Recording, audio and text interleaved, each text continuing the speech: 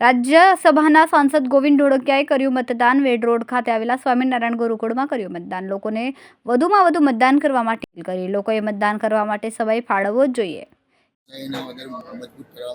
ભાઈ, આજે આ લોકશાહી પર્વ છે અને આજે અહીંયા એટલા શાંતિથી મતદાન કરવાનો જે લાભ મળ્યો એનાથી ખરેખર ભારત માટે, આપણા ગુજરાત માટે અને સુરત માટે ગૌરવની લાગણી અનુભવું છું કે પબ્લિકમાં, પ્રજામાં આટલો લોકશાહીનો મહાપર્વ હોવા છતાં કોઈ ધમાલની, કોઈ ઝંઝડાટની, બધા શાંતિથી આવે અને જાય એ બહુ નોંધનીય છે.